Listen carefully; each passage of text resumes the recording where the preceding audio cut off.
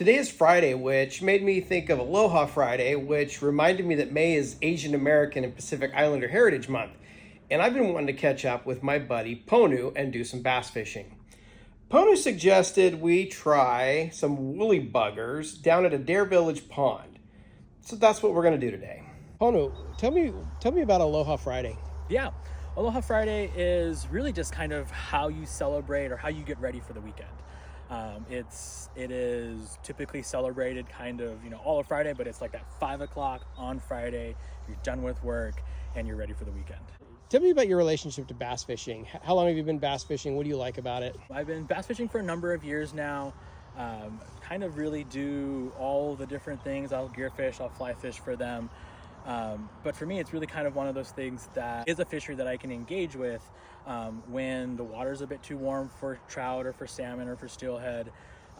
And living in the Willamette Valley, there's lots of opportunity. And so being able to get out for an hour or two, find a bass or two, and not have to, trek across to the coast or into Central Oregon, is really nice. What's your favorite way to fish for bass?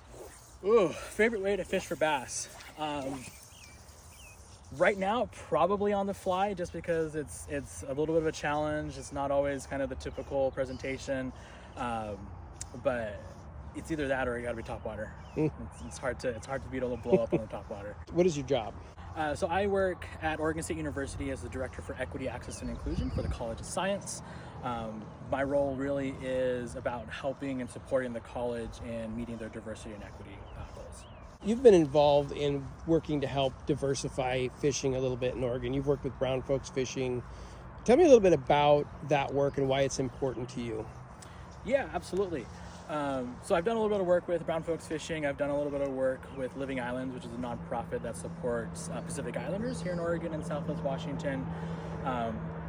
For me, it's really rewarding work because I get to connect with folks that I identify with and build community and to fish with them.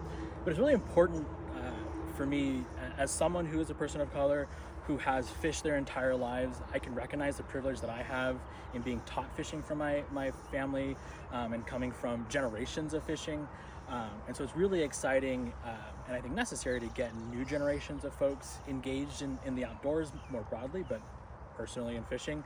I know that we need more conservationists, we need more people engaging in the resource, we need more people out there buying licenses, and being able to engage new people is one way of doing that. So happy Aloha Friday, friends. Pono ended the morning with a nice bass on a woolly bugger, and I got skunked again. But I am going to keep trying woolly buggers until it's time to pull out the poppers. And I hope that time comes soon. One of my favorite ways to fish for bass. If you're interested in learning a little bit more about Pono's fishing background and his work with islanders living in Oregon, I did a podcast with him, episode 104 of the Beaver State podcast. Go check it out.